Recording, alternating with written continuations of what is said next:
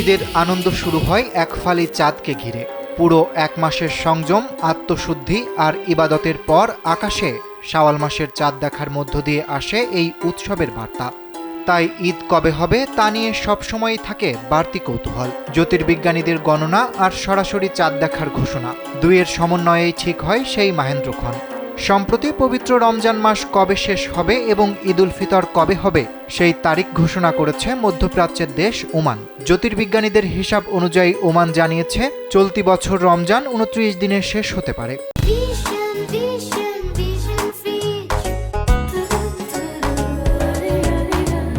এবং ঈদ উল ফিতরের সম্ভাব্য দিন হতে পারে 20 মার্চ। তবে চূড়ান্ত সিদ্ধান্ত আসবে চাঁদ দেখার সরকারি ঘোষণার পর। জ্যোতির্বিজ্ঞানের বরাত দিয়ে ওমানের স্থানীয় গণমাধ্যম জানিয়েছে 19 মার্চ শাওয়াল মাসের চাঁদ জন্ম নিতে পারে। সেক্ষেত্রে 20 মার্চ ইসলামী বর্ষপঞ্জির শাওয়াল মাসের প্রথম দিন শুরু হওয়ার সম্ভাবনা তৈরি হয়েছে। আর এর মাধ্যমে রমজানের সমাপ্তি ও ঈদ উল ফিতরের সূচনা হবে।